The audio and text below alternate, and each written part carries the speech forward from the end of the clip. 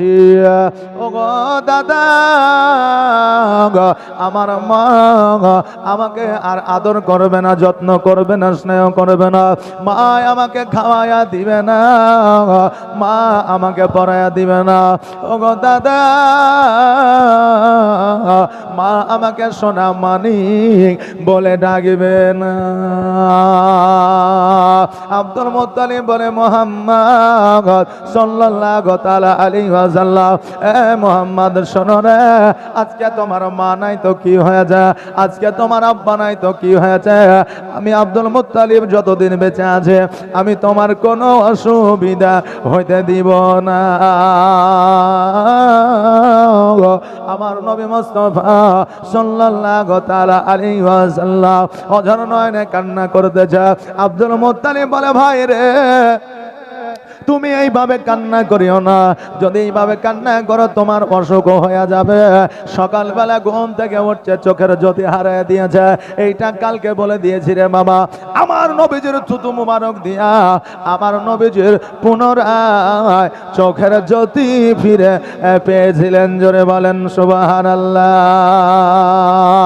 বাবা যে ভাইরা, আমার নবী মুস্তাফা সাল্লাল্লাহু তাআলা আলাইহি ওয়াসাল্লাম 2 বছর আব্দুল মুত্তালিবের কাছে লালিত পালিত হয়েছিল। আব্দুল মুত্তালিব আবু তালিবকে ডাকলেন, আমিরে হামজাকে ডাকলেন, আর হারিসকে ডাকলেন, সবাইকে ডাকলেন। ডাকার পরে বললে, আমার সন্তানেরা শোনো রে, আজকে আমার নবীজির আব্বা নাই মা নয়, আজকে নবীজির আমি ছাড়া আর কেউ নয়, আমিও জগতের মধ্যে আর থাকবো না, অতএব এ মুহাম্মদকে তোমরা কে লালন পালন করবা।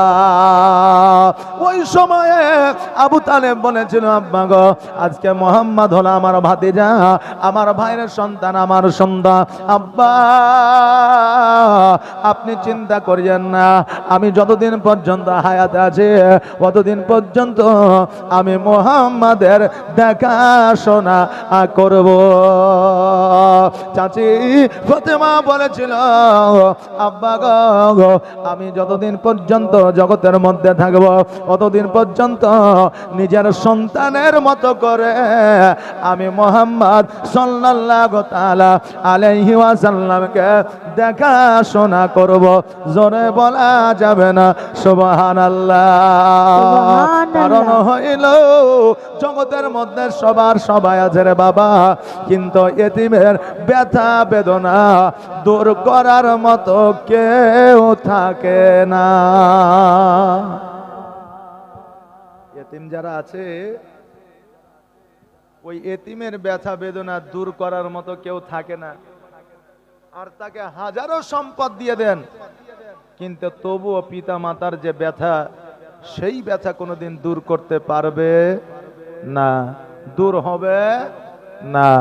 বাবজি ভাইরা, আমার মায়েরা, আমার হযরত আব্দুল মুত্তালিব রাদিয়াল্লাহু তাআলা আনহু আবু তালিবের দায়িত্বখানা দিয়া ওই আপনার আব্দুল মুত্তালিব রাদিয়াল্লাহু তাআলা আনহু ইহ জগৎ ছেড়ে পর জগৎ গমন করলে। একবার আওয়াজ দিয়ে বলেন, ইন্না লিল্লাহি ওয়া ইন্না ইলাইহি রাজিউন। বাবাজি ভাইরা, আমার নবী মুস্তাফা সাল্লাল্লাহু তাআলা আলাইহি ওয়াসাল্লাম আবু তালিবের কাছে লালিত পালিত হইতে লাগলেন। অনেক ঘটনা আছে রে বাবা। আমার নবীজির জীবনী আপনারা 7 দিন করব বলেছিলেন। 7 দিন কেন, যদি 10 দিন 20 দিন যদি আপনারা করে তবু আমার নবীজির জীবনী শেষ হবে না। সারা বছর জীবনী করে যান তবু আমার নবীর জীবনী সমাপ্ত হবে না। আপনি বলবেন, হুজুর গো আজকে এই জায়গায় আগামীকালকে জীবনী হয়ে গেলে তো শেষ হয়ে যাবে। আপনি বলছেন কেন শেষ হবে না? হয়তো আগামীকালকে আপনার গ্রামে জীবনী নবীর শেষ হবে, কিন্তু দেখা যাচ্ছে অপর গ্রামে আমার নবীর জীবনী চলছে। ওই গ্রামে যদি শেষ হয়ে যায় আরেকটা গ্রামে আমার নবীজির জীবনী চলছে। এইভাবে কিয়ামত পর্যন্ত আমার নবীর জীবনী চলবে, আল্লাহর গুণগান চলবে। যেই দিন নবীর জীবনী বন্ধ হয়ে যাবে, যেই দিন আল্লাহর গুণগান বন্ধ হয়ে যাবে, সেই দিন কিয়ামত হয়ে যাবে। বাবাজি ভাইরা, ও আমার মা বোনেরা, এবার আমার নবীজি সাল্লাল্লাহু তাআলা আলাইহি ওয়াসাল্লাম বলে, চাচা গো আপনি যাবেন বাণিজ্যে, আমি আপনার সঙ্গে বাণিজ্যে যাইতে চাই। আবু তালেব বলল, এ ভাতিজা শোনো, আজকে বাইরে গেলে পরে কত জ্বালা যন্ত্রণা যে আছে এটা আমরা জানি। না খেয়ে অনেক সময় থাকতে হয়, খাবার অনেক সময় পাওয়া যায় না। এই জন্য আমার নবীজি বলেছে, বিদেশ হলো ছোটখাটো একটা জাহান্নাম। বিদেশে বাবা আমরা অনেকেই থাকি রে বাবা, কিন্তু গ্রামের মধ্যে বাড়িতে যে রাজার ভান দিয়ে থাকি, বিদেশে সেটা হয় না। বিদেশে হয় বাবা, সেটা হবে হবে না। বিদেশ মানে হলো কষ্ট করা জায়গা। আমরা মনে করি বিদেশ অনেক সুখের জায়গা, কিন্তু বাবা বিদেশটা অনেক কষ্টের জায়গা। বাবা যে মায়েরা, আমার নবী যখন বাইনা ধরলেন, চাচা গো আমি যাব, আমার নবীজিকে সঙ্গে করে নিয়ে গেলে একটা গাছের ছায়া, সব আপনার জিনিসপত্র সেল করার পরে একটা গাছের ছায়া শুয়ে আছে। ওই রাস্তা দিয়ে একটা পাদ্রী হেঁটে যাচ্ছে। এবার বলছে, এই নুরানিময় ছেলেটা কার? আবু তালেব বলল, আমার। বলে, না না, এত সুন্দর ছেলে তোমার নয়। বলো বলো এই ছেলেটির পরিচয় কি, এর বাপের নাম কি? বলে, এর বাপের নাম, এই ছেলেটা হলো আমার, এর বাপের নাম জেনে কি করবে? পাদ্রী বলো, শোনো রে, এই ছেলেটির নাম হলো মোহাম্মদ, এর বাপের নাম হলো আব্দুল্লাহ, এর মায়ের নাম হলো আমিনা। জোরে বলেন সুবহানাল্লাহ। বলে, তুমি কি করে জানলে? বলে, আমি এই জন্য জানলাম যে আমি তাওরাত ইনজিল জুবুরে পড়েছিলাম। আবু তালেব, দেরি করিও না, দেরি করিও না, এই বাচ্চাটিকে জলদি করে বাড়িতে নিয়ে চলে যাও, নইলে এর দুশমন অনেক আছে, ইসলামের প্রচার ও প্রসার করবে। এই জন্য একে খতম করার জন্য অনেকে রেডি এবং তৈয়ার হয়ে আছে। অতএব বাড়ি যদি না নিয়ে যাও, কখন তাকে খতম করে দিবে, কতল করে দিবে।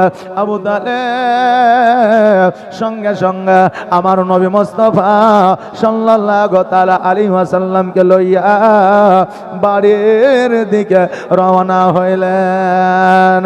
নবী আমার চাচাদের মাঝে আপনার লালিত পালিত হতে লাগলেন, কিন্তু দায়িত্বে ছিল আপনার আবু তালেবের। কথা বুঝতে পারলেন?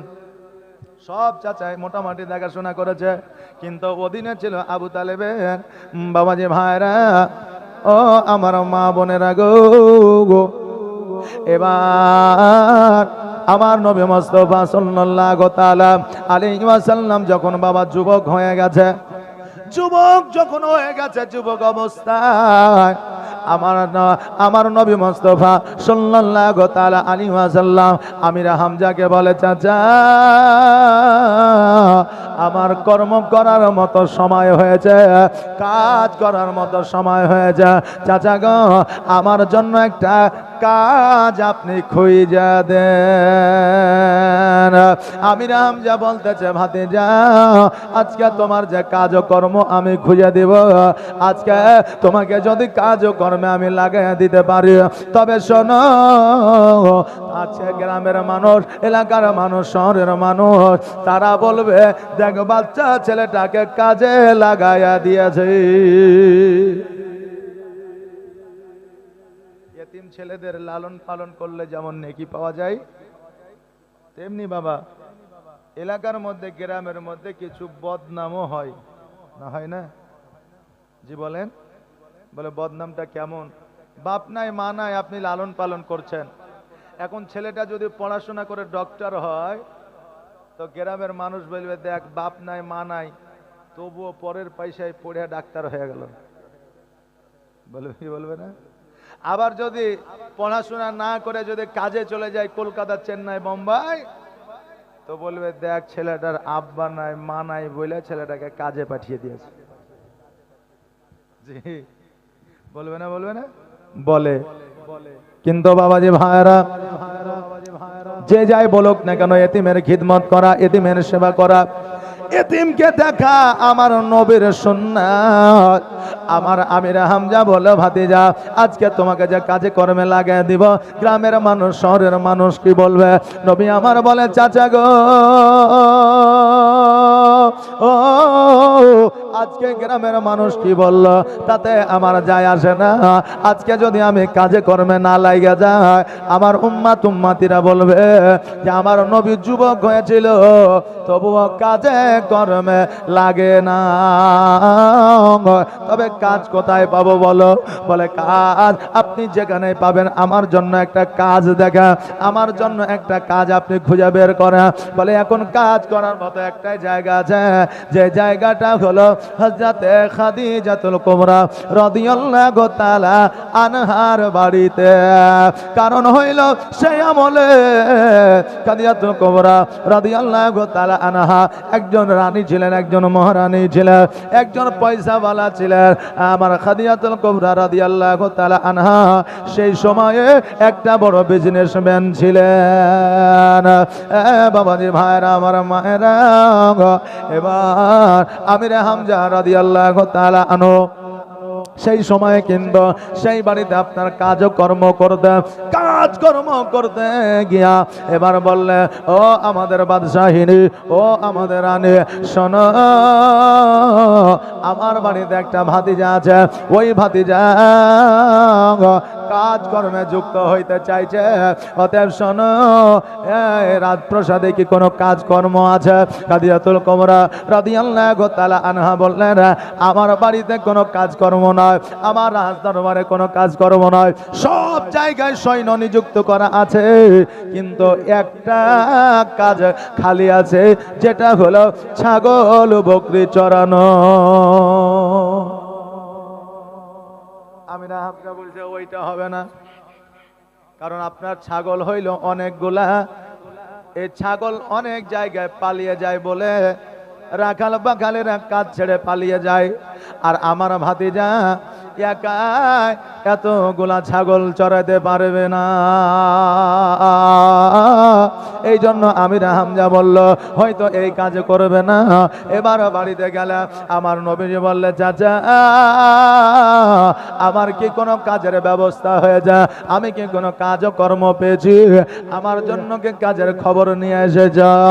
চাচা বলে, এ মুহাম্মদ, খাদিজাতুল কুবরা রাদিয়াল্লাহু তাআলা আনহার দরবারে কোনো কাজ নাই, তবে একটা কাজ আছে, যেটা হলো ছাগল বকরি চড়ানো। ওই কাজ তুমি পারবে না, এই জন্য আমি বারণ করে দিয়ে চলে এসেছি। নবী আমার বলে, চাচা গো কোনো কাজ ছোট নয়, আমি ওই ছাগল বকরি চড়াতে চাই। চাচা গো আজকে আমি ছাগল বকরি চড়াইয়া আজকে আমি দুটো পয়সা দুটো টাকা উপার্জন করব।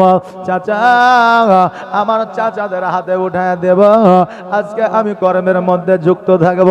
বাবারে কোনো কাজকে ছোট মনে করবেন না, যেই কাজই করবেন হালাল কাজ করেন, দুইটা পয়সা কম রোজগার হলেও ওটার জবাব আল্লাহর দরবারে দিতে হবে না।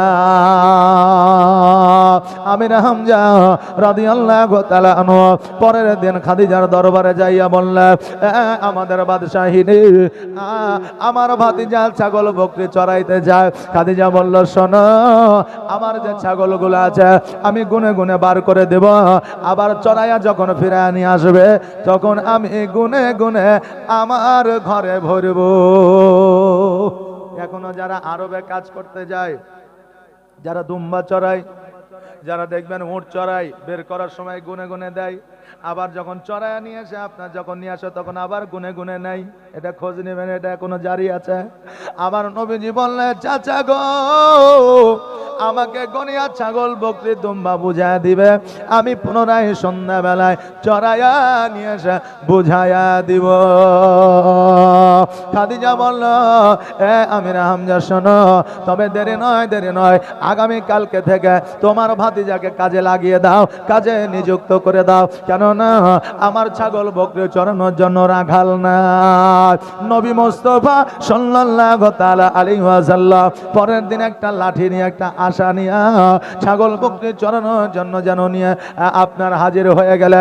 নবী আমার সেই দিন আপনার লাঠি ধরেছিল 63 বছর পর্যন্ত নবীজির কাছে একটা লাঠি থাকতো বাবা, একটা আশা থাকতো। এই জন্য হাতের কাছে একটা লাঠি রাখা হলো আমার নবীর সুন্নাত। জোরে বলেন সুবহানাল্লাহ। সুবহানাল্লাহ। আমার নবীজি কাজের মধ্যে বাবা যুক্ত হয়ে গেল। আর যুক্ত হয়ে যাওয়ার পরে এবার ছাগলগুলো আপনার গুনে গুনে যেন মাঠে জঙ্গলের দিকে নিয়ে গেল চরণ করার জন্য। এই দিকে খাদিজাতুল কুবরা রাদিয়াল্লাহু তাআলা আনহা বাবা আপনার দাসীদেরকে ডেকে বলল, দাসী রে, একটা সুন্দর চেহারাওয়ালা সন্তান যুবক, একজন নুরানিময় চেহারাওয়ালা যুবক আজকে অতগুলো ছাগল নিয়ে গেছে, আর 4টা 5টা রাখালে ওই ছাগলগুলো সামলাতে পারে না। একটা যুবক ছাগলগুলা নিয়ে গেছে, আমরা ছাদের উপরে গিয়ে লক্ষ্য করব ওই ছাগলগুলোতে ওই যুবককে জ্বালাবে আর আমরা দেখে আনন্দ নিব। এরকম হয় কি হয় না? জি, অনেকে আপনার এপ্রিল ফুল বানায় অনেক সময়ে, হয় কি হয় না? জি হয় বাবা। একটা যুবক দেখবেন যদি স্কুলের মধ্যে পড়াশোনা যদি একটু বেশি পারে, দেখবেন অনেক মেয়ে আছে তারা চিন্তা করবে এই ছেলেটা কি করে ফেলা যায়, কি করে কমা করা যায়, কি করে দুর্বল করা যায়। বেরাদার, একটা ছেলে যদি খেলাধুলায় ভালো হয়ে যায়, দেখবেন ওই ছেলেটাকে দুর্বল করার জন্য কত আপনার মেয়েরা আপনার ওই যুবকের পেছনে লেগে যায়। আবার কোনো মেয়ে যদি দেখতে ভালো হয়, কোনো মেয়ে যদি পড়াশোনায় ভালো হয়, কোনো মেয়ে যদি নিজের ক্যারিয়ারকে তৈরি করার জন্য রেডি হয়ে যায়, কত যুবক আছে ওই যুবতীকে আপনার ফেলোয়ার করে দেয়। সমাজ এইরকম আপনার হিসাব চলতেছে রে বাবা। বেরাদা, আমার খাদিজাতুল কুবরা রাদিয়াল্লাহু তাআলা আনহা সকল দাসীদেরকে লইয়া ছাদের উপরে চলে গেছে। আর ছাদের উপরে যাওয়ার পরে লক্ষ্য করে দেখছে যেন সকল ছাগলগুলো যেন চরণ করেছে, আর আমার নবীজি বাবলা গাছের নিচে হাতের উপরে মাথা দিয়া যেন চোখ বন্ধ করে ঘুমাইতেছে। জোরে বলেন সুবহানাল্লাহ। সুবহানাল্লাহ। খাদিজা যেন অবাক হয়ে গেল, এটা কি করে সম্ভব? এতগুলো ছাগল চরণ করছে, কারো জমিতে যায় না, কোনো জায়গা দৌড়ে পালায় না, কোনো হরিণে আক্রমণ করে না, বাঘে আক্রমণ করে না, শিয়ালে আক্রমণ করে না, সর্পতে আক্রমণ করে না। এত বড় অলৌকিক দৃশ্য আমি খাদিজা আগে কখনো দেখি না। হতভম্ব হইয়া আমার নবীর দিকে যেন তাকায় আছে। হঠাৎ করে একটা মস্ত বড় সাপ আমার নবীজির মাথার উপরে যেন আপনার ফনা তুলেছে। সঙ্গে সঙ্গে খাদিজা চিল্লাইয়া বলতেছেন, আমার সৈন্যরা জলদি করে লাঠি সোটা নিয়ে যা, আর ওই আমিরা হামজার ভাতিজা মোহাম্মদের মাথার উপরে একটা সাপ ফনা তুলেছে, হয়তো এতক্ষণ দংশন করে দিল, ওই সাপটাকে তাড়াইয়া আয়। সাপ দেখলে রে বাবা কার না ভয় হয়? সাপ দেখলে কার ভয় হয় না গো? জি। আবার কিছু ছেলে আছে সাপের নেজ কানা ধরে ঘুরাবে। কিছুদিন আগে একটা মোবাইলে দেখছিলাম, সাপের নেজ ধরে ঘুরাইতেছিল আর ফস করে কামড়ে নিয়েছে, ওকে আবার বোতলে ভরে আপনার হাসপাতালে নিয়ে গেছে, আর সাপ বেঁচে থেকে গেছে আর ওই মরে গেছে। এই জন্য সাপের সঙ্গে, এক কথায় হিংস্র পশুর সঙ্গে কোনো মজা চলবে না। চলবে বাবা? চলবে না। হ্যাঁ বাবাজি ভাইরা, এবার সকলে লাঠি সোটা নিয়ে ছুটতেছে, যেহেতু সাপের কথা শুনেছে। সাপের কথা শুনলে অনেকেরই বাবা ভয় হয়ে যায়। আজকে আমাদের ভূত দেখে ভয় হয় না। আমার ব্যক্তিগত কথা বলছি বাবা, রাস্তা দিয়ে রাত 12টা 1টা 2টা 5টা যাই হোক না কেন, কোন রকম ভূতের জিনের ভয় নাই। জিন যদি হয় সূরা আছে তেলাওয়াত করে নিব নাকি? হ্যাঁ, জিন যদি খারাপ হয় একটা থাপ্পড় মেরে তাড়িয়ে দেব। জিনও যতই বড় হোক মার দেখে ভয় করে না? করে না? যে করে। হ্যাঁ, কিছুদিন আগে শর্ট ভিডিওগুলো হয় না মোবাইলে দেখছিলাম, তো হঠাৎ করে একজনের সামনে ভূত চলে যাচ্ছে, দাঁত বাইর করে চিহি করছে, তখন বলছে আউযু বিল্লাহি মিনাশ শাইতানির রাজিম বিসমিল্লাহির রহমানির রহিম। আমি যে হিন্দু তুই যে সূরা পড়ছিস, তা আমি কি করে পালাবো? আমি তো হিন্দু। তাহলে আমাকে হিন্দুর মন্ত্র পড়তে হবে নাকি? তো বাবা, জিন আপনার হিন্দুর মন্ত্র পড়েন আর যাই পড়েন সহজে যাবে না যতক্ষণ পর্যন্ত কোরআনের আয়াত আপনি তেলাওয়াত না করবেন। তো কোরআনের তেলাওয়াত দেখে তারা কি ভয় করে না? কোরআন পড়া শুনলে সবারই নেকি হয়, জিনেরও হয়। জি, জিনেরা কোরআন পড়ে না, নামাজ পড়ে না, রোজা করে না? করে। কিন্তু কি বলেন তো, তারা সম্মান করে, ইজ্জত করে, তাই কি না? একটা কথা, আপনি এখানে দেখেন, চট বিছিয়ে দেন আপনি হেঁটে চলে যাবেন, পাটি বিছিয়ে দেন আপনি হেঁটে চলে যাবেন, সব বিছিয়ে দেন আপনি হেঁটে চলে যাবেন। আচ্ছা, মসজিদে যাই নামাজটা যদি বিছিয়ে দেওয়া হয় যাবেন? যাবেন। কিন্তু গেলে পরে কি কোনো ক্ষতি আছে? হ্যাঁ, নাই। কিন্তু আদব, ইজ্জত, সম্মান যেটা যাই নামাজ মসজিদের নাকি? জি। তো ওই রকম তারা সম্মান করে কোরআন আয়াতকে, এই জন্য চলে যায় যে না, লোকটা ভালো, এর মধ্যে কোনো রকম খামতি নাই, কমতি নাই, এই জন্য জিনেরা বাবা চলে যায়। আর জিনে যদি বেশি ধরে তো মেয়েদেরকে বেশি ধরে। জি, বেটা ছেলে 99-এর মধ্যে যদি একটাকে ধরে তো মেয়েদেরকে 100-র মধ্যে 95টা কি ধরে। জি, তার কারণ তাদের মধ্যে দুর্বলতা বেশি। আর 95টার মধ্যে আপনার কি হয়, 70টা জিনে না ধরি, জিনে ধরার ভান করে, এই চল লড়াই, আর বাকি 25টাকে ধরে, বুঝলেন না? সুবহানাল্লাহ, সুবহানাল্লাহ। তো এগুলো আপনার অনেকে আছে, মানে আমাদের কাছে অনেক সময় অনেক পেশেন্ট আসে, মৌলভী সাহেব মানুষ, যাই একটু দোয়া তাবিজ দিবে, মাশাআল্লাহ দিই দোয়া তাবিজ, ভালো হয়। কিন্তু আমরা বুঝতে পারি ওর কথাবার্তা শুনে যে আসলে জিনের একে ধরেনি, এ হয়তো স্বামীর কাছে আবদার করেছিল যে একখান সোনা দিও, 2 লাখ টাকা তো হইতে চললো, তো স্বামীর সোনা দেয়নি, এই জন্য ভূতে ধরার আপনার কেরামতি শুরু করেছে যাতে সোনাটা দেয়। শাড়ি চেয়েছে, দেয়নি, এই জন্য ভূতে ধরার কেরামতি চলছে যাতে শাড়ি কেন দেয়। এটা বাস্তব কথা বাবা, রাগ করিয়েন না মা বোনেরা। 100-র মধ্যে 25টাকে জিনে ধরে, 70টাকে বিনা জিনে ধরাতেই ওই জিনে ধরার মতো আপনার কৌতূহল করে।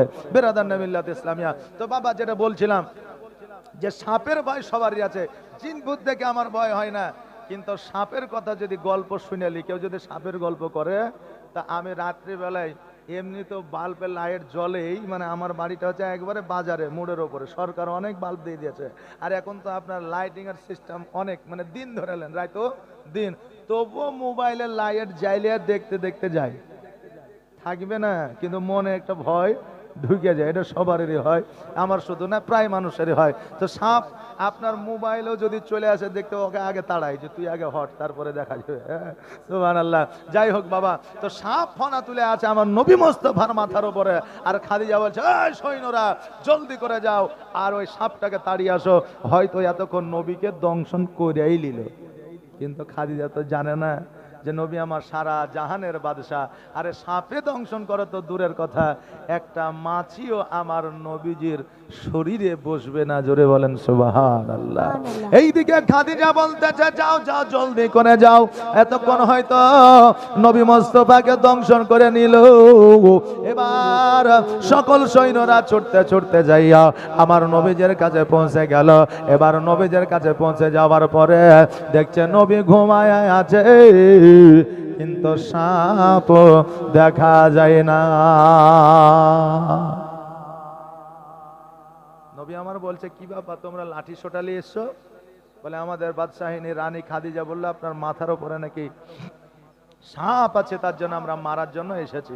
তো নবী আমার বললেন তোমরা কি দেখেছো? তো বলে না আমরা দেখিনি।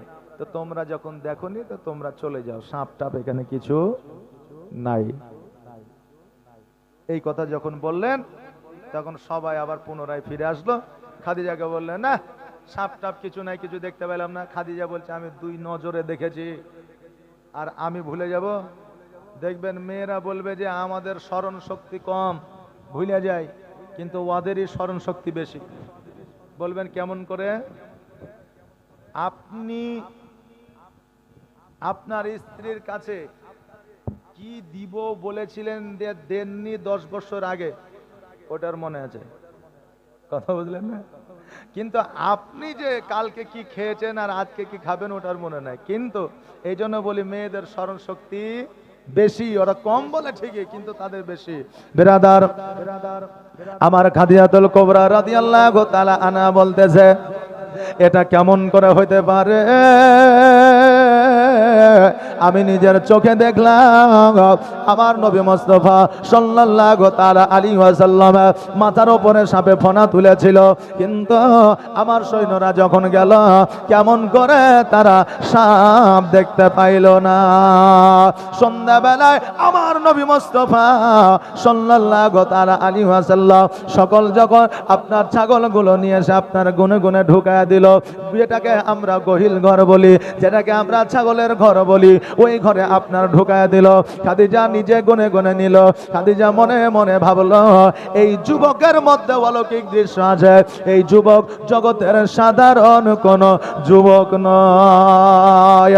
আমার নবীকে বলে, মুহাম্মদ আমি সত্যি করে বলতেছি, আমি তোমার মাথার উপরে একটা সাপ দেখতে পাইলাম, কিন্তু ওই সাপ কেন আমার সৈন্যরা দেখতে পাইল না?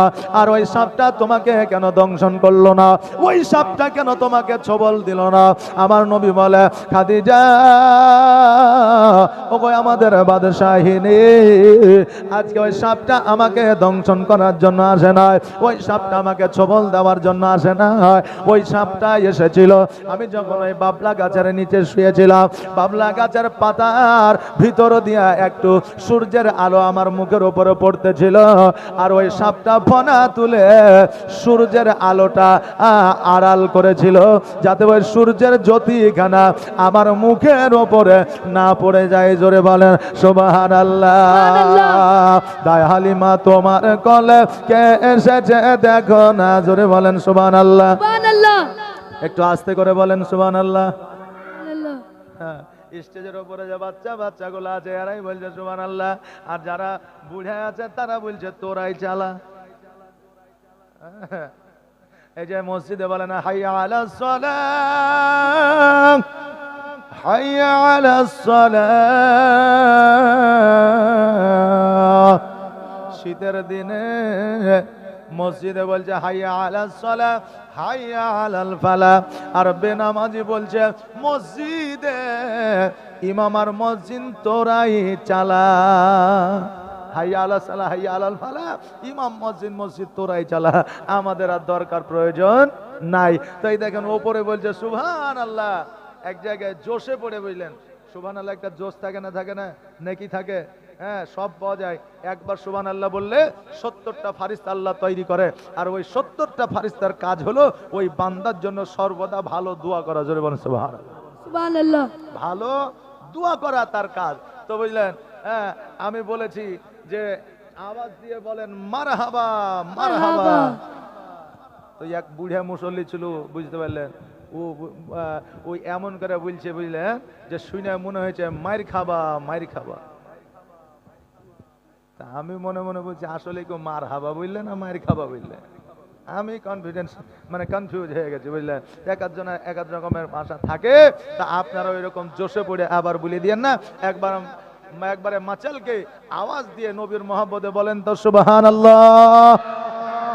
জাযাকাল্লাহ, মাশাআল্লাহ, বারাকাল্লাহ। কি বলছে? দায় হালিমা তোমার কলে কে এসেছে দেখো না, দিন দুনিয়ার বাদশা সেজে তাজদারে মদিনা, মরুভূমির গরম বালি নরম পায়ে হাত বোলায়, আর সূর্য এসে উকি মেরে মুখ দেখে তার লজ্জা পায়। মরুভূমির গরম বালি নরম পায়ে হাত বোলায়, আর সূর্য এসে উকি মেরে মুখ দেখে তার লজ্জা পায়। চাঁদের মতো চাঁদ পেয়ে, চাঁদের মতো চাঁদ পেয়ে, আর আমি না রইলে না, দিন দুনিয়ার বাদশা সেজে তাজদারে नारे মদিনা। तकबीर, नारे रिसालत, मसलके आला हजरत, मसलके आला हजरत, जिंदाबाद। सरकार की आमद, सरकार की आमद, दिलदार की आमद, मरहबा। नारे तकबीर, अल्लाह नारे रिसालत। या रसूल अल्लाह सल्लल्लाहु ताला আলাইহি ওয়াসাল্লাম। মরুভূমির গরম বালি নরম পায়ে হাত বোলায়, আর সূর্য এসে উকি মেরে মুখ দেখে তার লজ্জা পায়। চাঁদের মতো চাঁদ পেয়ে, চাঁদের মতো চাঁদ পেয়ে আর আমি না রইলে না, দিন দুনিয়ার বাদশা সেজে তাজদারে মদিনা। মেঘ এসে ছায়া করে মোর নবীজির মাথাতে, আর সাপ এসে হাওয়া করে দয়ার নবীর গায়েতে। সুবহানাল্লাহ বলেন। মেঘ এসে ছায়া করে মোর নবীজির মাথাতে, আর সাপ এসে হাওয়া করে দয়ার নবীর গায়েতে। তাকিয়ে দেখেন দয়ার নবী, তাকিয়ে দেখেন দয়ার নবী, রহমতেরই খাজানা, দিন দুনিয়ার বাদশা সেজে তাজদারে মদিনা। সুবহানাল্লাহ, মাশাআল্লাহ। তোমার কোলে কে এসেছে দেখো না, আর দিন দুনিয়ার বাদশা সেজে তাজদারে মদিনা। বাবাজি ভাইরা,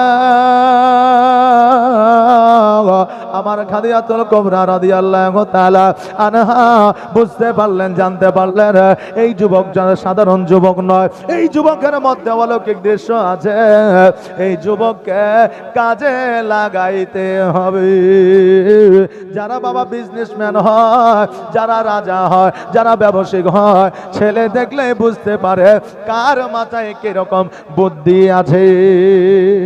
না বুঝতে পারে না বাবা, বুঝতে পারে বেরাদার। এবার আমার নবী মুস্তাফা সাল্লাল্লাহু তাআলা আলাইহি ওয়াসাল্লামকে বললেন, এ মুহাম্মদ শোনো, আগামী কাল থেকে তোমাকে ছাগল চড়াইতে হবে না, আগামী কাল থেকে আমার সেনাপতির দায়িত্ব খানা নিতে হবে।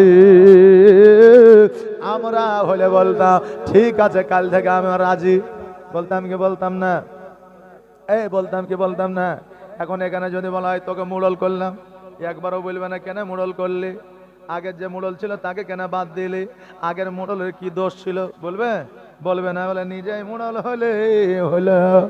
ইমাম আছে মসজিদে, ওই ইমামকে যদি তাড়িয়ে দেওয়া হয়, পুনরায় যে ইমাম যুক্ত হবে, ওই ইমাম খোঁজ খবর নিবে না আগের ইমামকে কেন তাড়ানো হলো, আগের ইমামকে বেতন কত দেওয়া হইতো, আগের ইমামের কি এমন দোষ ছিল খোঁজ নিবে না, নিজে ইমামতির জায়গাটা পেলেই হলো। মাস্টারকে যদি আপনার তাড়িয়ে দেওয়া হয়, মাস্টারকে জিজ্ঞাসা করবে না মাস্টার কেন স্কুল ছেড়ে দিলেন, স্কুলে কেন যান না, আমি চাকরিটা পেলেই হলো। কারণ আমরা বর্তমানে 100-র মধ্যে 90% মানুষ সার্থকতা বজায় নিয়ে চলি।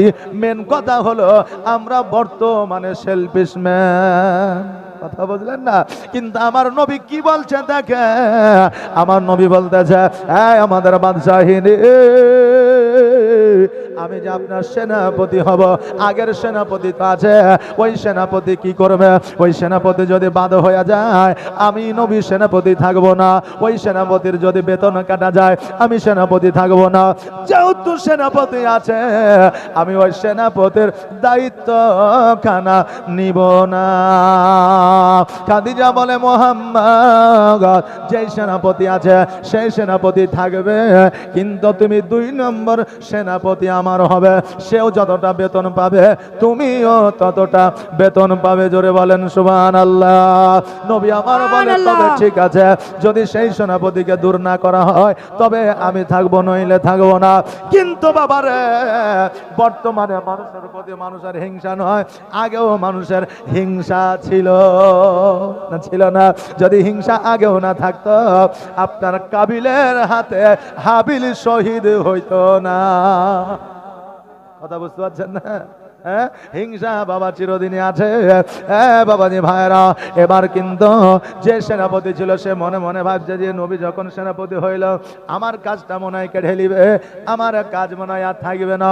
এই ভয়ে আন্দোলন ডাকলো, কাজ ছেড়ে দিল। খাদিজা যখন দেখলো সবাই তোমরা কাজ ছেড়ে দিয়ে যদি চলে যাও, আমি তবুও নবীকে সেনাপতি থেকে সরাবো না।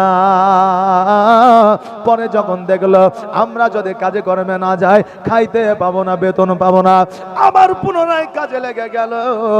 আর আমার খাদিজা বলল, হে মুহাম্মদ শোনো রে, তুমি কি জীবনে কোনোদিন ব্যবসা করেছো, বাণিজ্য করেছো? আমার নবী বলে, হ্যাঁ আমাদের বাদশাহিনী আমি ব্যবসা করে নাই, বাণিজ্য করে নাই ঠিকই, কিন্তু ব্যবসা বাণিজ্য সম্পর্কে আমি জানি। আমার চাচাদের সঙ্গে আমি ব্যবসা বাণিজ্যে গিয়েছি, জোরে বলে সুবহানাল্লাহ। খাদিজা বলল, তুমি কি ব্যবসা বাণিজ্যে যেতে পারবা? বলে ইনশাআল্লাহ যেতে পারবো। বলে ঠিক আছে, আগামী কালকে রেডি হয়ে তো চলে আসবা, তোমাকে ব্যবসায় যাইতে হবে।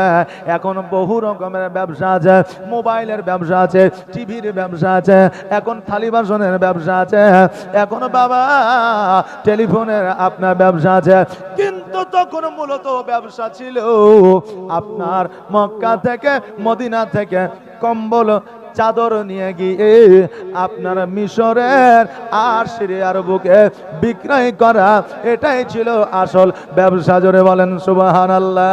সুবহানাল্লাহ, মাশাআল্লাহ, বইছে বইছে। এখনকার ছেলেদের যদি কম্বল বলা হয় চিনতে পারবে? পারবে জি? আপনারা জানেন কম্বল কাকে বলে? জি, লিহলি কাকে বলে? এগুলা মোটামুটি 2000 আগের সালে যারা মোটামুটি জন্ম নিয়েছে তারা মোটামুটি জানে, আর 2000 পরের সালে যারা এসছে তারা অনেকে জানে না।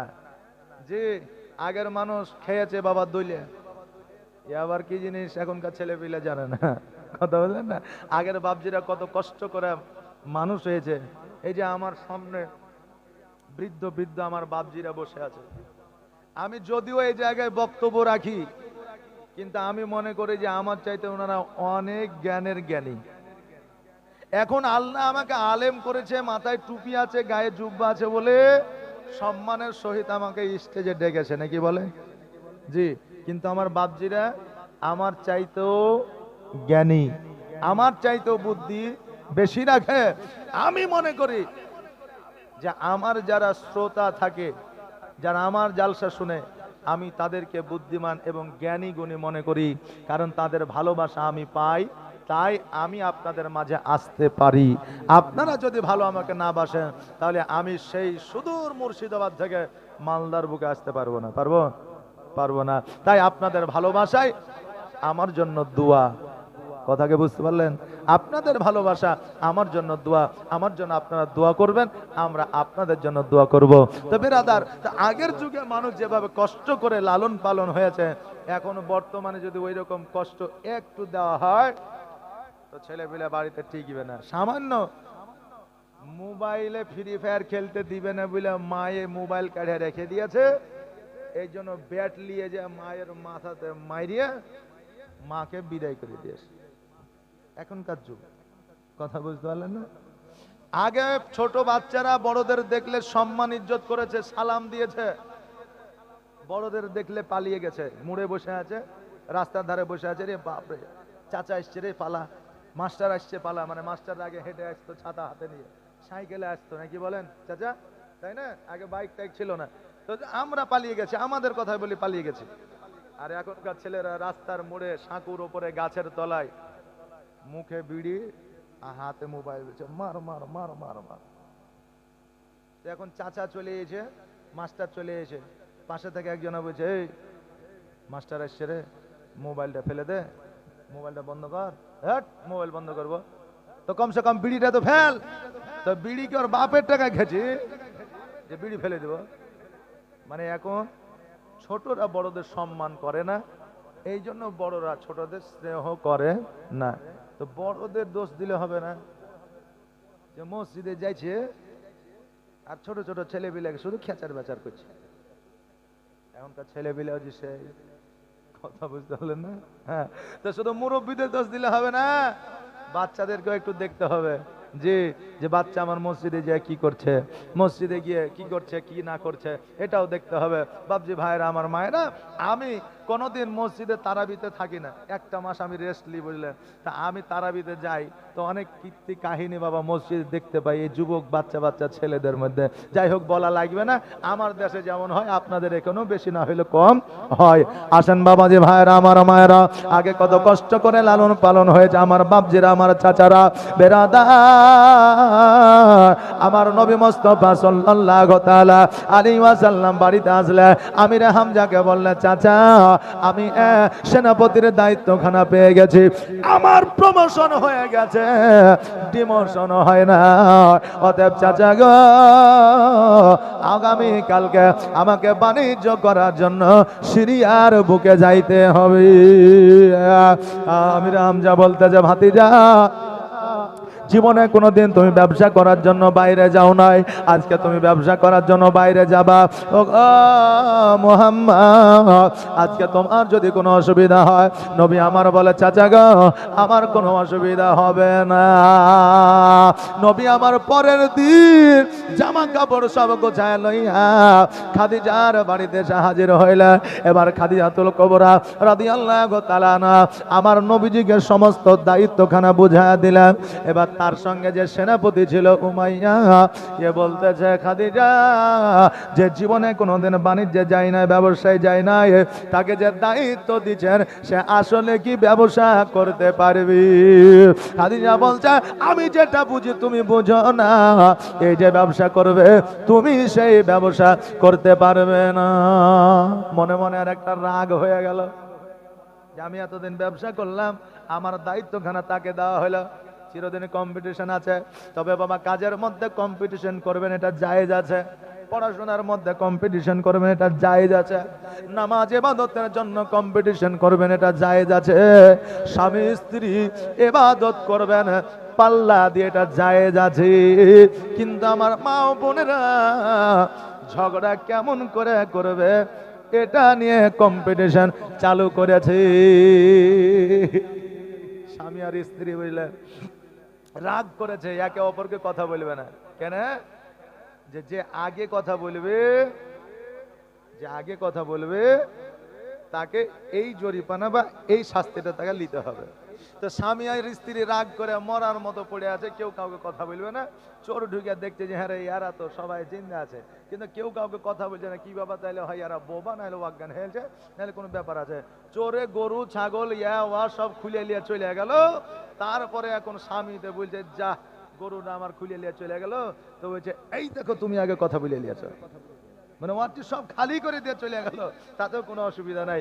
কিন্তু স্বামীর সাথে আগে কথা বলবে না, আর স্বামী স্ত্রীর সঙ্গে আগে কথা বলবে না। এই হচ্ছে আমাদের বর্তমানে রাগ বাবা।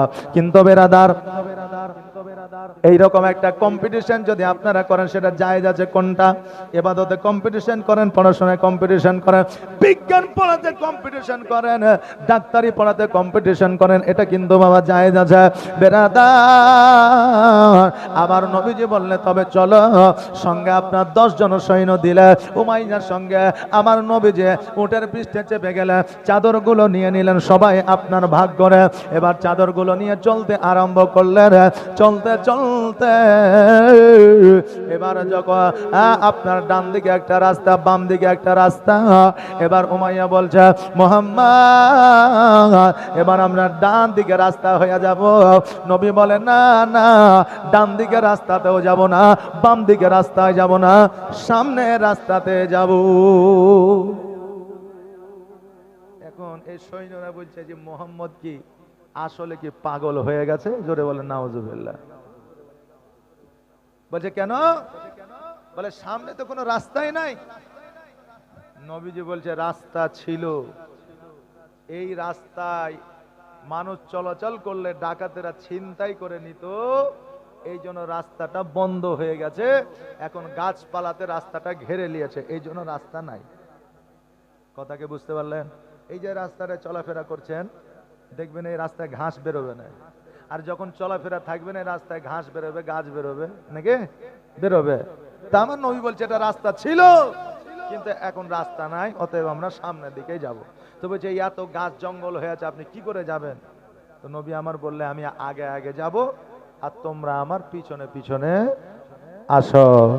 সুবহানাল্লাহ, মাশাআল্লাহ। আমার নবীজি আগে আগে যায়, আর সকল সৈন্যরা যেন আপনার পেছনে পেছনে আসে। আপনার বন জঙ্গল সরাতে হয় না, গাছপালা সরাতে হয় না। নবীর ওট যখন আপনার সামনের দিকে যায়, গাছপালা অটোমেটিক সরে যায়। আমার নবীর জন্য রাস্তা যেন তৈরি করে দেয়। জোরে বলেন সুবহানাল্লাহ। ওই রাস্তা দিয়া চলতে চলতে কিছু দূর যাওয়ার পর পরে দেখছে জানো শত শত আপনার উট আপনার জমিনে পড়ে আছে, কারো গায়ে ঘা আছে, কারো আপনার পা ভেঙে গেছে, কারো একটা পা কেটে গেছে, কারো জ্বর হয়েছে, কারো চোখ আপনার নষ্ট হয়ে গেছে, কোন উটের বয়স হয়ে গেছে যে উট কাজ করতে পারে না, ওই উটগুলাকে জঙ্গলে ফেলে দিয়ে এসেছে। তারা আল্লাহর কাছে দোয়া করেছে, আল্লাহ গো তোমার শেষ নবী মুহাম্মদ সাল্লাল্লাহু তাআলা আলাইহি ওয়াসাল্লামকে আমাদের রাস্তা দিয়ে পাঠাইয়া দাও, আমাদের জন্য দোয়া করে দিবে আর আমরা সুস্থ হয়ে যাব। ওই উটের দোয়া আল্লাহ কবুল করেছে আর আমার নবীকে ওই পথ দিয়ে পাঠিয়ে দিয়েছে। জোরে বলেন সুবহানাল্লাহ। সুবহানাল্লাহ। নবীর প্রেমে পাগল হইলে, নবীর প্রেমে পাগল হইলে আমার আল্লাহ তাআলা খুশি। নবীর দরুদ পড়ো দিবা নিশি। জোরে বলেন সুবহানাল্লাহ। সুবহানাল্লাহ। নবীর প্রেমে পাগল হইলে, নবীর প্রেমে পাগল হইলে আমার আল্লাহ তাআলা খুশি।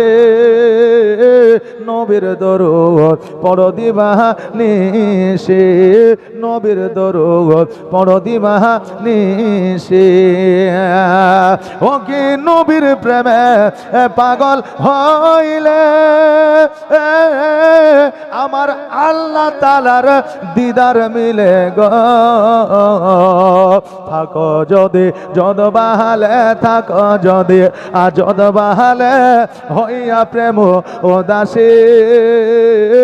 নবীর দরুদ পড়ো দিবা নিশি।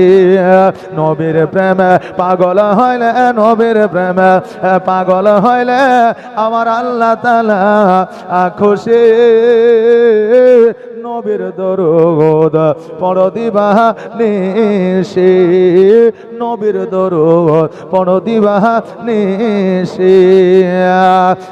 বেরাদার আমার নবীজিকে দেখা সকল ওট যেন আপনার দুই চোখের পানি ছেড়ে দিয়া বলে ইয়া রাসূলুল্লাহ, ইয়া হাবিবাল্লাহ, নবী গো আপনার পথ চেয়ে আমরা বসে আছি, আপনি একবার আল্লাহর দরবারে দোয়া করে দেন আর আল্লাহ আমাদের সুস্থ বানায়া দিবি। বাবারে আমার নবীজি সকলের ভাষা জানতেন। জোরে বলেন সুবহানাল্লাহ। এবার বলবেন হুজুর গো আমার নবী সকল ভাষা জানতেন, এটা ঠিকই, কিন্তু আমরা কেন জানতে পারি না? আমরা জানতে পারলে আমাদের বিপদ দূর হবে না।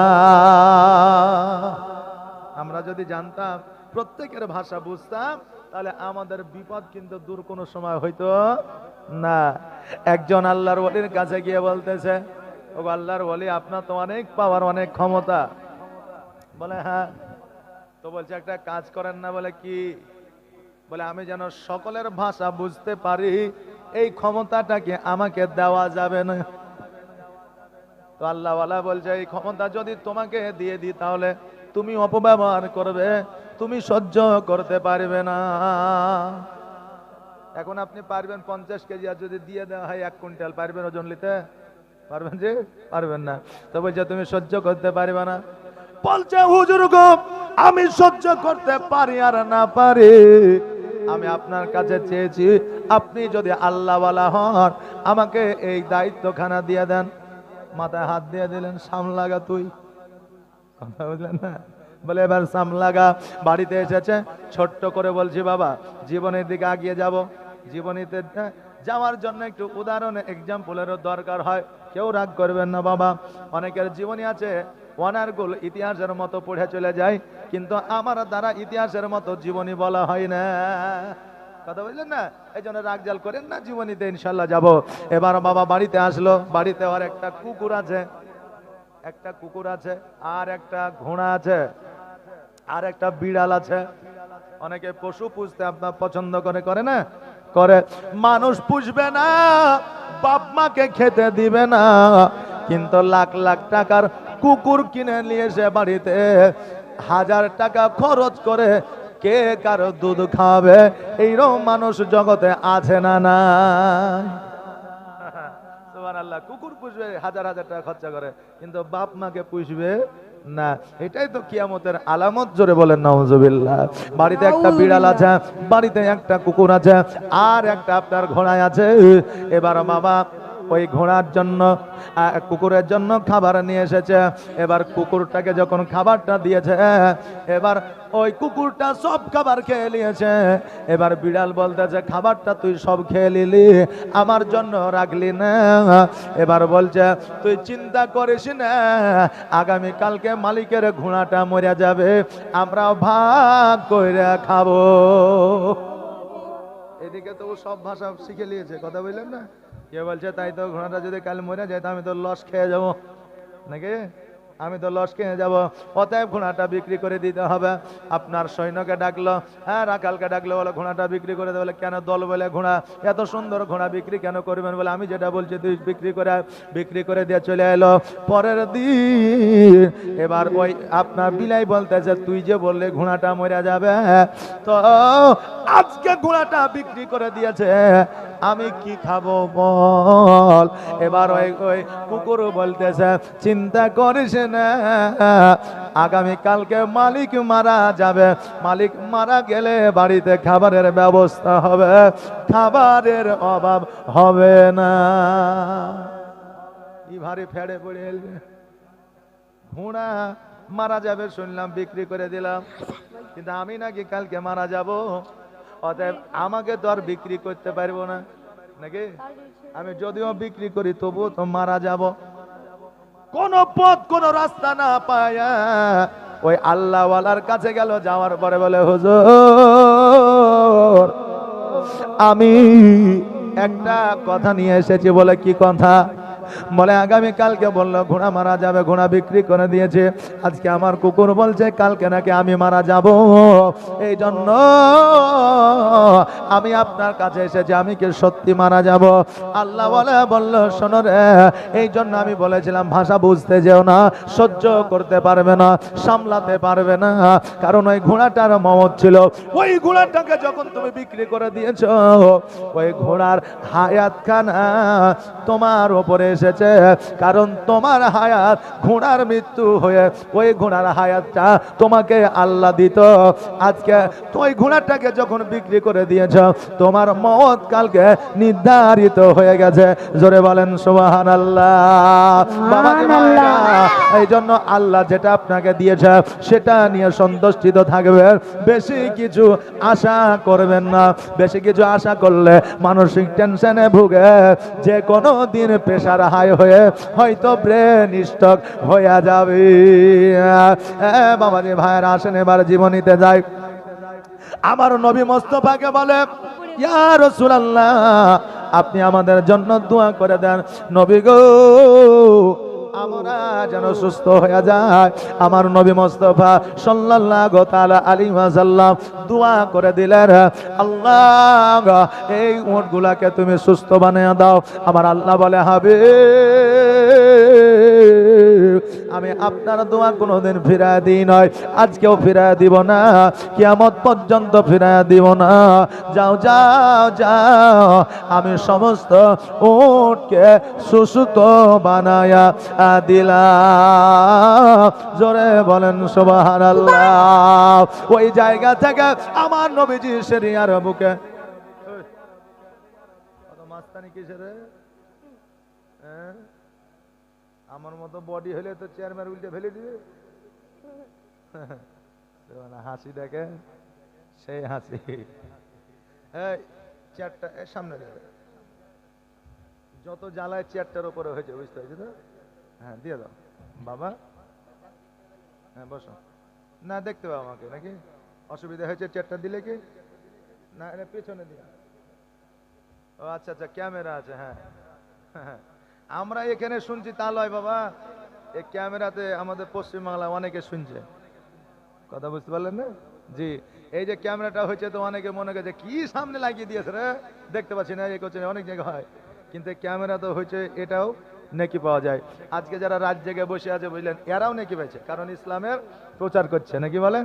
জি সুবহানাল্লাহ। অনেকক্ষণ দরুদ হয়নি, আসেন একটু মিষ্টি করে হালকা করে মধুর সুরে একটু দরুদ পড়ি। আল্লাহুম্মা সাল্লি সাল্লি আলা সাইয়্যিদিনা মাওলানা মুহাম্মাদ ওয়া আলা আলি সাইয়্যিদিনা মাওলানা মুহাম্মাদ সাল্লাল্লাহু তাআলা আলাইহি ওয়াসাল্লাম। বাবাজি ভাইরা, আমার নবী মুস্তাফা সিরিয়ার বুকে গিয়ে ব্যবসা শুরু করলেন। 6 মাসের মাল নিয়ে গিয়েছিলেন। কয় মাসের বললাম? 6 মাসের চাদর নিয়ে গিয়েছিলেন। আমার নবীজি 3 মাসেও যায়নি, 2 মাস প্লাস করে সমস্ত চাদর দ্বিগুণ লাভ করে বিক্রি করেছিলেন। জোরে বলেন সুবহানাল্লাহ। আপনি বলবেন হুজুর গো, আমি অনেক আলেম ওলামার মুখ থেকে শুনেছি একটা জিনিসে বেশি লাভ করা যাবে না, কিন্তু নবী দ্বিগুণ লাভ করে বিক্রি করলো, কারণটা কি? হ্যাঁ বাবা, মশলা অনেকে শুনেছেন, এবার আমার মুখ থেকে আপনারা শুনেলেন। আপনি 1 টাকা দিয়ে একটা জিনিস কিনেছেন, আপনি বিক্রি করবেন এইভাবে যে আমি 1 টাকায় কিনেছি, 1 লাখ টাকা নিব, যদি নিতে হয় নাও, না নিতে হয় না নাও, এই ব্যবসাটা হলো জায়েজ। আর আপনি 1 টাকায় কিনেছেন আর বলছেন আমি 100 টাকায় কিনেছি, 101 টাকা দাও, মাত্র 1 টাকা লাভ করছি, এই ব্যবসাটা হলো হারাম। 1 টাকায় কিনে আপনি 1 কোটি টাকা লাভ করতে পারেন, কোনো অসুবিধা নাই। কিন্তু আপনি খোদার কসম কাটবেন, আল্লাহর কি রে, আমি 100 টাকায় কিনেছি, 1 টাকা লাভ দাও, দিলিয়ে চলে যাও, এটা হচ্ছে হারাম। কারণ মিথ্যা কথা বলে যে কোনো কাজ করাই হলো হারাম, নাকি বলে? জি সুবহানাল্লাহ। আমার নবীজি দ্বিগুণ লাভ করে আপনার ব্যবসা করলেন। 2.5 মাস 3 মাসের মাথাতে আপনার ব্যবসা কমপ্লিট। এবার বলতে যে চলো মক্কায় ফিরে যাই। এবার অন্যান্য যারা সৈন্য আছে গো, এরা দেখছে আমরা 6 মাসের জিনিস নিয়ে সেই 1 বছর লাগিয়ে দিই, আর মোহাম্মদ 3 মাসে বিক্রি করে দিয়েছে। এখন যদি আমরা মক্কায় ফিরে যাই, তবে খাদিজার কাছে মুখ দেখাতে পারবো না, নাকি বলেন? একটা টিউশনি মাস্টার লাগালেন, আপনার ছেলেকে 1 মাসের মধ্যে কোরআন শিক্ষা দিল, আর আরেকটা মাস্টার লাগালেন 10 দিনের মধ্যে কোরআন শিক্ষা দিল, কোনটাকে ভালো বলবেন? যে 10 দিনে শিক্ষা দিল, তাই না বাবা? অল্প সময়ের মধ্যে।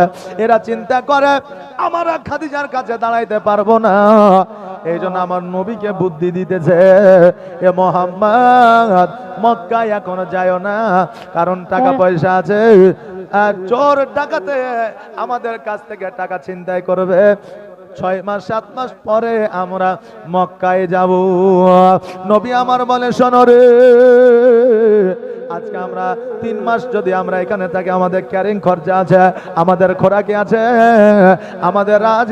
আমাদের রাজধানীর টাকা নষ্ট হবে, আমাদের রাজপ্রসাদের টাকা নষ্ট হবে। অতএব দেরি নয়, দেরি নয়, চলো চলো আমরা আজকে মক্কার দিকে রওনা হয়ে যাব।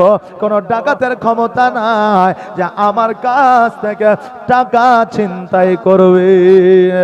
এবার আমার নবীজি মক্কার দিকে রওনা হয়ে গেলেন। এই দিকে খাদিজাতুল কুবরা রাদিয়াল্লাহু তাআলা আনহা দাসীদেরকে ডেকে বলছে, দাসীরা রে, আমার মন বলতেছে নবী মুহাম্মদুর রাসূলুল্লাহ সাল্লাল্লাহু তাআলা আলাইহি ওয়াসাল্লাম রাজপ্রাসাদে আসছে। দাসীরা বলছে, খাদিজা, আপনার মাথা খারাপ হয়ে গেছে, কেননা 6 মাস হয় না, 3 মাস মাত্র হয়েছে, আর এখনই কেমন করে রাজপ্রাসাদে আসতে পারে? খাদিজা বলতেছে, আমার মন বলছে আসছে। দাসীরা বলছে, তাহলে চলো ছাদের উপরে গিয়ে দেখি। তখন তার মোবাইল ছিল না, তখন তার এয়ারলাইন ছিল না, তখন তা আপনার কোন রকমের মেসেজিং সিস্টেম ছিল না, হোয়াটসঅ্যাপ ছিল না, টুইটার ছিল না, নাকি বলেন? তখন এ সমস্ত কিছু ছিল না।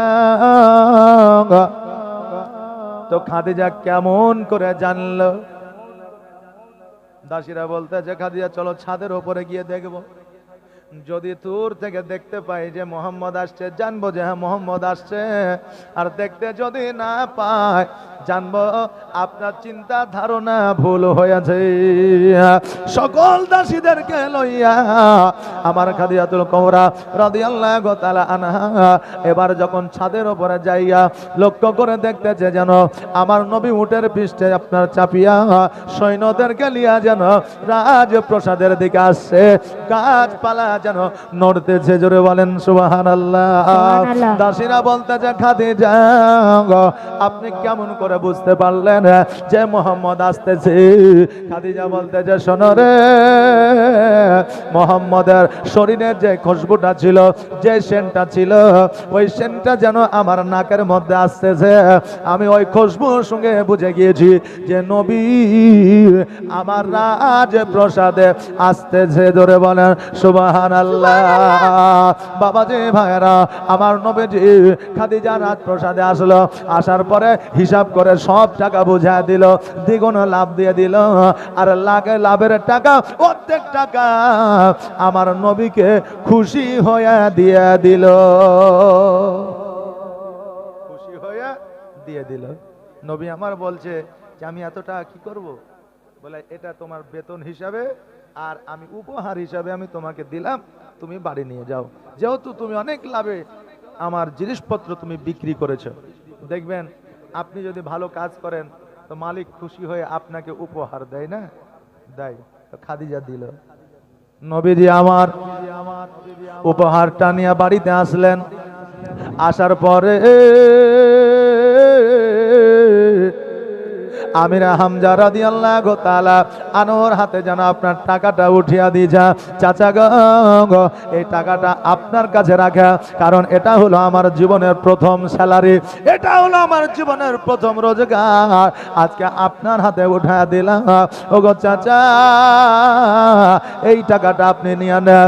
আমির হামজা দুই চোখের পানি ছেড়ে দিয়ে বলে ভাতিজা, আজকে যদি তোমার আব্বা বেঁচে থাকতো, আজকে যদি তোমার মা বেঁচে থাকতো, আজকে তোমার মা, আজকে তোমার আব্বা কতই না তারা খুশি হইতো। নবী আমার বলে চাচা গো, আজকে আমার মা নাই, আমার আব্বা না, আমার মা আমার আব্বাকে অনেক মনে পড়ে গো চাচা, কিন্তু আমার জীবনের প্রথম উপার্জন, আমার জীবনের প্রথম রোজগার, আমার জীবনের প্রথম রোজগার করা টাকা দেওয়ার মতো পিতা নাই, মাতা নয়, এই জন্য আমি আপনার হাতে উঠায়া দিলাম। কিন্তু আমার মায়ের কথা বড় মনে পড়ে, তোমার স্মৃতি আজ বারে বারে কেন যে পড়ছে মনে, তোমার মায়াবী মুখটা মাগো ভাসছে শুধু দুনয়নে, ভাসছে শুধু দুনয়নে। মা ও মা, ফিরে কি আর আসবে না, দেখা কি আর হবে না, আদর সোহাগার ভালোবাসায় ভরিয়ে দিতে মাগো তুমি আমায়। আজ তুমি কোথায় হারিয়ে গেলে, আজ তুমি কোথায় হারিয়ে গেলে, একবারও কি আমায় পড়ে না মনে, তোমার স্মৃতি আজ বারে বারে কেন যে পড়ছে মনে, তোমার মায়াবী মুখটা মাগো ভাসছে শুধু দুনয়নে, ভাসছে শুধু দুনয়নে। আল্লাহুম্মা সাল্লি ইয়াদেনা মাওলানা মুহাম্মদ ওয়ালা আলে সাইয়্যিদিনা মাওলা মৌলানা মুহাম্মদ আল্লাহুম্মা সাল্লি সৈয়দেনা মৌলানা মুহাম্মদ ওয়ালা আলে দেনা মৌলানা মুহাম্মদ। আমার নবী মুস্তাফা সাল্লাল্লাহু তাআলা আলাইহি ওয়াসাল্লাম আমিরে হামজার কাছে আপনার টাকাগুলো উঠায়া দিলা। চাচা আমিরে হামজা বড় খুশি হয়ে গেলেন। আমার নবীজি উনি যেন বাড়িতে আরাম করতেছে, কারণ ব্যবসা বাণিজ্য করে এসেছে। এইদিকে খাদিজা উমাইয়াকে ডাকিয়া বলে, শোনো রে, আমার নবী যে গিয়েছিল ব্যবসার জন্য, বাণিজ্যের জন্য, বলো বলো অলৌকিক দৃশ্য কি দেখেছ? বলে, অলৌকিক দৃশ্য আমি এই দেখেছি, খাতাতে লিখে নিয়ে এসেছি যে এই যে রাস্তা ছিল না, আমার নবী ওই রাস্তা দিয়ে যাচ্ছিল, রাস্তা অটোমেটিক তৈরি হয়ে যাচ্ছিল। জোরে বলেন সুবহানাল্লাহ। যেই জিনিসপত্র 6 মাস সেল করতে সময় লাগে, সেই জিনিসপত্র 3 মাসের মধ্যে আপনার বিক্রি করে দিয়েছে আমার খাদিজা রাদিয়াল্লাহু তাআলা আনহা। ওই কথা শুনিয়া আমার খাদিজা যেন নবী নবী করতে আছে।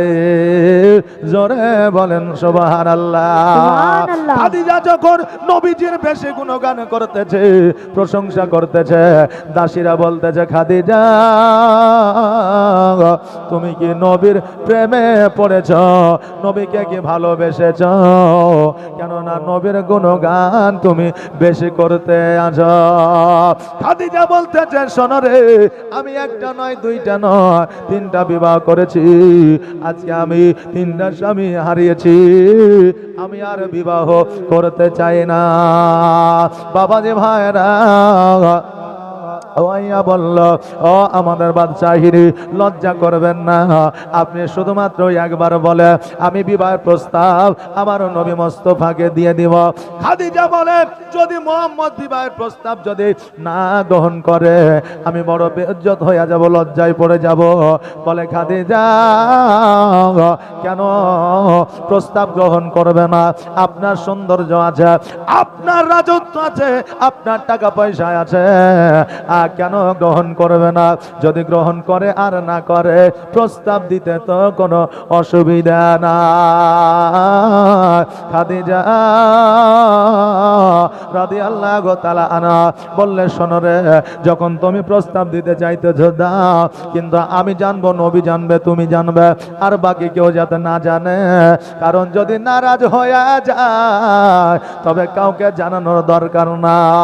এইদিকে খাদিজার সৈন্য আসিয়া আমার নবীজিকে বললে, মুহাম্মদ, খাদিজা তোমাকে পছন্দ করেছে, খাদিজা তোমাকে বিবাহ করতে চায়, বলো বলো তুমি বিবাহেতে রাজি আছো কি না? নবী আমার বলে, শোনো রে,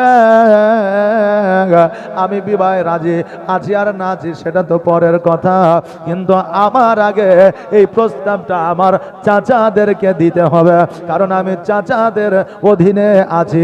জোরে বলেন সুবহানাল্লাহ। এবার খাদিজাকে যখন এসে বললে, খাদিজা আমিরা হামজাকে ডাকলে, বাবারে সবাই কিন্তু এ দায়িত্বে ছিল, কিন্তু আমিরা হামজা কথাটা রাবিরা অনেক সময় বর্ণনা করেছে, আবার আবু তালেবের কথাও বাবা বর্ণনা করেছে। বাবারে আমিরা হামজাকে ডাকার পরে বলল, আমিরা হামজা, তোমার ভাতিজার বিবাহ তুমি কি দিবা? তোমার ভাতিজাকে বিবাহ আমি খাদিজা করতে চাই। এবার আমিরা হামজা বলল, আমার ভাতিজার বিবাহ যদি তোমার সঙ্গে আপনার সঙ্গে দিতে পারে, আমার ভাতিজার ভাগ্যের দুয়ার খুলে যাবে। কিন্তু না না, ওরা তো জানে না আমার নবীর সঙ্গে খাদিজার বিবাহ হলে খাদিজার ভাগ্যের দুয়ার খুলবে। জোরে বলেন সুবহানাল্লাহ। সুবহানাল্লাহ। আমিরা হামজা রাদিয়াল্লাহু তাআলা আনহু বাড়িতে আসলেন। আসার পরে ভাইদের মধ্যে আলোচনা হইল। তারা বলল, যেহেতু নবীর আব্বা নাই, মা নয়, যদি খাদিজার সঙ্গে বিবাহটা দিয়ে দিই, খাদিজা আমার নবীকে আগলে ধরে রাখবে, অতএব নবীর বিবাহ খাদিজার সঙ্গে দিয়ে দিব। আমার নবীকে ডাকা হলো। নবীকে জিজ্ঞাসা করে, হ্যাঁ মুহাম্মদ, তুমি কি খাদিজাকে বিবাহ করতে চাও? নবী আমার বলে, চাচা আপনারা কি বিবাহ দিতে চাও? বলে আমরা রাজি আছি, তুমি কি রাজি বলো? বলে আমিও রাজি, কিন্তু তিনটা শর্ত আছে। যদি এই তিনটা শর্তে রাজি হইয়া যায় আমি নবী বিবাহে রাজি হইয়া যাব। বলে তিনটা শর্ত কি? বলে এক নম্বর শর্ত হলো তার রাজত্ব, তার টাকা পয়সা, তার উট দুম্বা, তার ছাগল বকরি, তার সোনা দানা, হীরা মণি মুক্তা সব কিছু গরিব এতিমের মধ্যে দান করে দিতে হবে। দ্বিতীয় শর্ত হইল আমি যে পোশাকটা দেব ওই পোশাকটা পরিধান করে জীবন যাপন করতে হবে। তৃতীয় নম্বর শর্ত হলো এক সপ্তাহ অনাহারে থাকার পরেও একটা খেজুরও খাইতে বসবে। ওই সময় যদি ফকির চলে আসে নিজে না খাইয়া ফকির দরবেশকে দিয়া দিতে হবে। চাচা আমির হামজা বলে, ভাতিজা তুমি বিবাহ করবা না ডাইরেক্ট বলো, ইনডাইরেক্ট কেন তুমি বলতে চাও? কারণ একজন রানী মহারানী না খাইয়া অনাহারে থাকতে পারে না। একজন সম্পদওয়ালা মানুষ সম্পদ সব দান করে দিতে পারে না। যার পোশাকের অভাব নাই, চপ্পলের অভাব নাই, কখন কোন পোশাক কখন কোন চপ্পল পরবে সে নিজেও জানে না। অতএব একটা পোশাকে জীবন যাপন করতে পারে না। আমার নবী বলে, চাচা গো একবার তো গিয়ে বলো সে রাজি হয় কিনা। এবার আমির হামজা কিন্তু লজ্জায় আর খাদিজার কাছে যাই না। যে এত কথা বলেছে কোনোদিন মানবেও না আর বিবাহ হবেও না, তো যে কি করবো, এই জন্য আর যায় নাই। 2 দিন পার হয়ে গেল, 3 দিন পার হয়ে গেল, 4 দিন পার হয়ে গেল। এইদিকে খাদিজা চিন্তায় চিন্তিত, আমি যে আমির হামজাকে দায়িত্বখানা দিলাম, আমির হামজা কেন আসে না? এবার সৈন্য দিয়ে ডাকে পাঠা হলো। আমির হামজা খাদিজার দরবারে গেল, যাওয়ার পরে বলে, ও খাদিজা আজকে আমার ভাতিজা বিবাহে রাজি হয় না। বলছে এত কথা বলতে যা হয়তো লজ্জা লাগবে, তো ডাইরেক্ট বলে দিয়েছে বিবাহে রাজি নাই। চাচা আমির হামজা বলল, আমার ভাতিজা বিবাহ রাজি হয় না। আর যেমন এই কথা বলা আর অমনি যেন আমার খাদিজাতুল কুবরা রাদিয়াল্লাহু তাআলা আনহা ওয়াজার নয়নে যেন কান্না আরম্ভ করে দিল।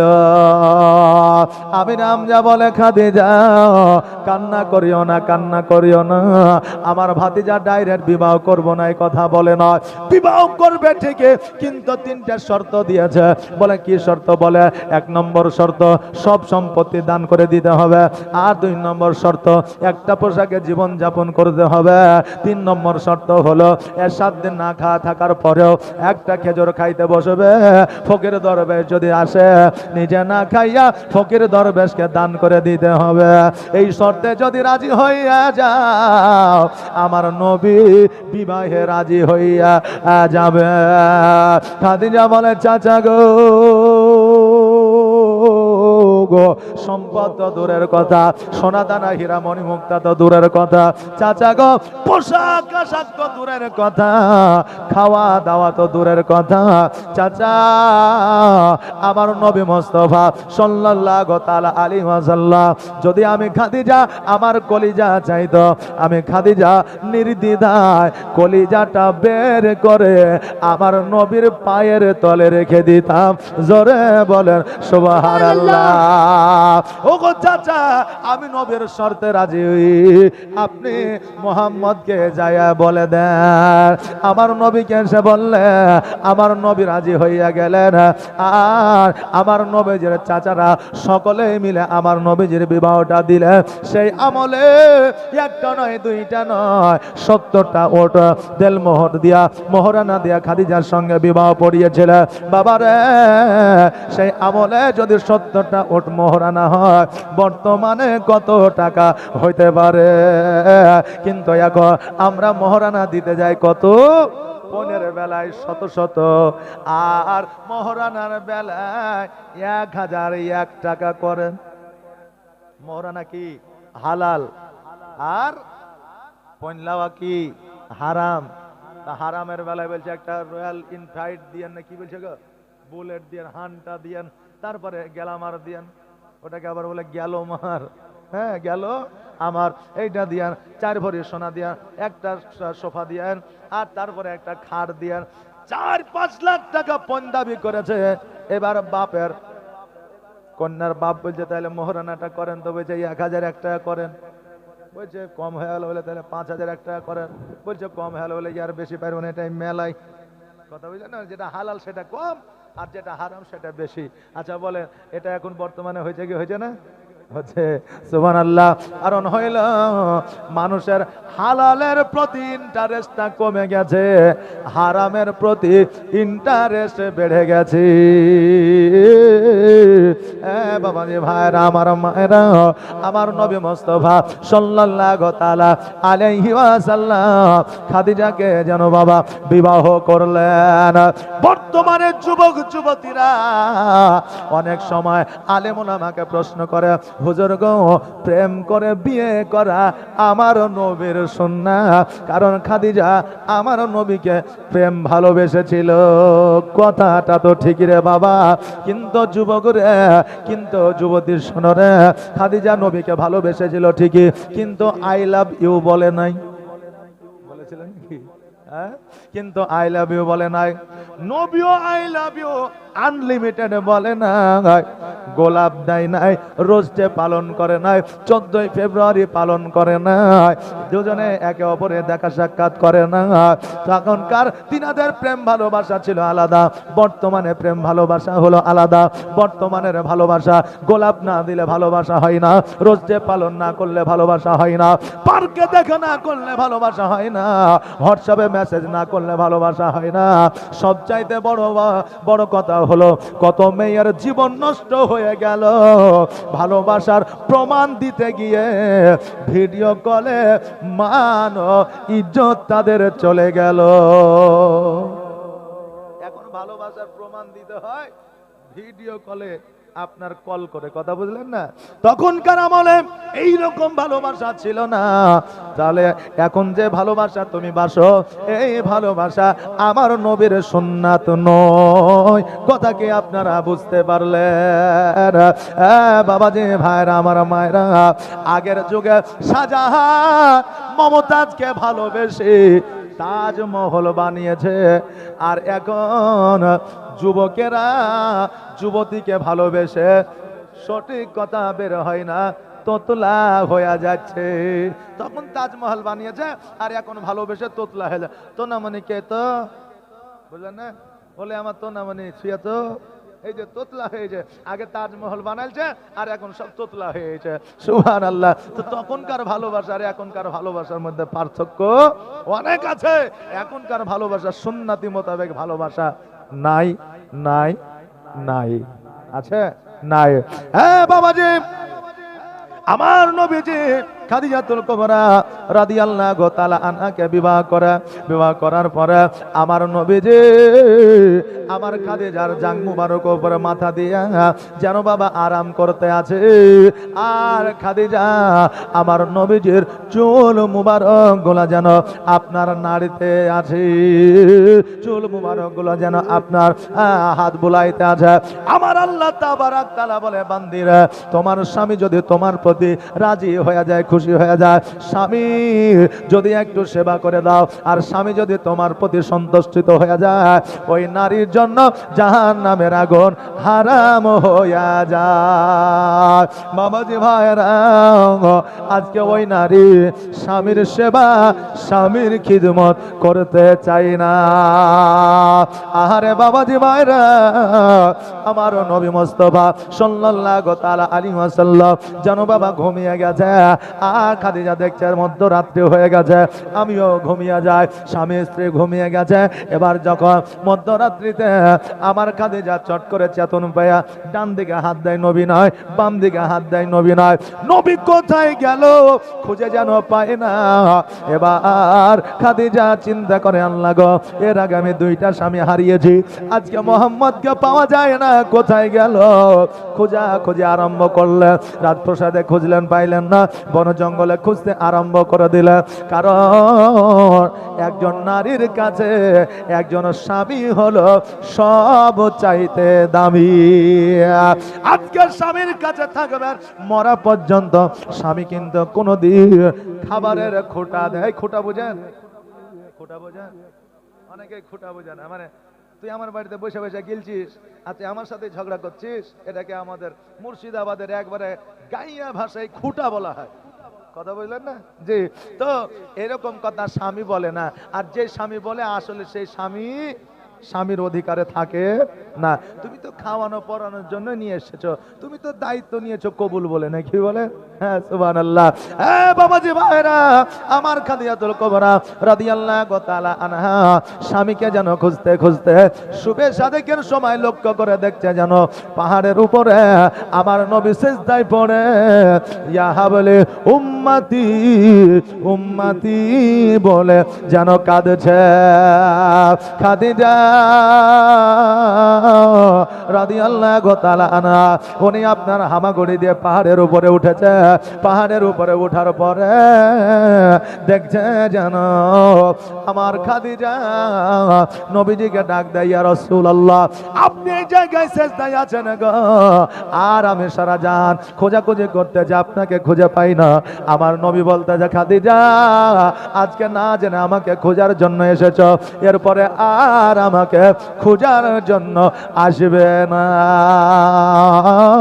যাও যাও বাড়ির দিকে যাও, আমি বাড়িতে আসতে আছি। খাদিজা দ্বন্দ্বায়মান হয়েছে, আর যখনই দ্বন্দ্বায়মান হয়েছে অমনি যেন বাবা আহা করে উঠেছে। নবী আমার বলতেছে কি ব্যাপার আহা করছো? কারণ বলে আমি হামাগুড়ি দিয়ে পাহাড়ের উপরে উঠেছে, আমার হাঁটু আর কহিনাটা ক্ষত বিক্ষত হয়ে গেছে। নবী আমার বললেন কোন জায়গা? আমার খাদিজা যখন কাটা ছেঁড়া জায়গাগুলো দেখালে নবী আমার থুতু মোবারক লাগিয়ে দিলেন। খাদিজা বলেছিলেন খোদার কসম করে বলি, নবী যখন কাটা জায়গায় থুতু মোবারক লাগিয়ে দিয়েছিলেন, ওই কাটা জায়গা কাটা থাকা তো দূরের কথা, ব্যথা বেদনা থাকা তো দূরের কথা, একটু দাগ পর্যন্ত ছিল না। জোরে বলা সুবহানাল্লাহ। আল্লাহর নবী নূরের নবী গো, আপনি নবী আমার আজীবনের জীবন। জোরে বলেন সুবহানাল্লাহ। আপনি আমার জীবন সাথী, অন্ধকার কবরের বাতি। আপনি আমার জীবন সাথী, অন্ধকার কবরের বাতি। আপনি নবী আমার নির্জনের একজন। আল্লাহর নবী নূরের নবী গো, আপনি নবী আমার জীবনের জীবন। আর দেখে আপনার মজেজা, ভাগবতী হয় খাদিজা। দেখে আপনার মজেজা, ভাগবতী হয় খাদিজা। সপে দিল নবী আজীবন আর মরণ। আল্লাহর নবী নূরের নবী গো, আপনি নবী আমার জীবনের জীবন। আপনি আমার জীবন সাথী, অন্ধকার কবরের বাতি। আপনি নবী আমার নির্জনের একজন। আল্লাহর নবী নূরের নবী গো, আপনি নবী আমার জীবনের জীবন। আল্লাহুম্মা সাল্লাল্লাহু সাইয়্যিদিনা মাওলানা মুহাম্মাদ ওয়া আলা আলিহি মাওলানা মুহাম্মাদ। বেরাদার, আমার নবী মুস্তাফা সাল্লাল্লাহু তাআলা আলাইহি ওয়াসাল্লাম বলে, খাদিজা যাও যাও যাও, বাড়ির দিকে যাও। এবার খাদিজা যেন বাড়িতে আসলে সকালবেলা আমার নবী মুস্তাফা সাল্লাল্লাহু তাআলা আলাইহি ওয়াসাল্লাম খাদিজা রাজ দরবারের দিকে যেন বাবা আসতে আছে। আর মক্কা নগরের মানুষেরা বলতে আছে, দেখ রে দেখ, যার মানে যার বাপ না, আজকে সে খাদিজাকে বিবাহ করে, রাজরানীকে বিবাহ করে, সমস্ত সম্পদের মালিকানা আনিয়াছে। নবী আমার দুই চোখের পানি ছেড়ে দিয়ে কান্দে, আল্লাহ গো, আজকে যদি আমার দাদা আব্দুল মুত্তালিব বেঁচে থাকতো, আজকে যদি আমার আব্বা বেঁচে থাকতো, আজকে যদি আমার মা বেঁচে থাকতো, আজকে এই রকম কথা মক্কা নগরে কেউ বলতে পারতো না।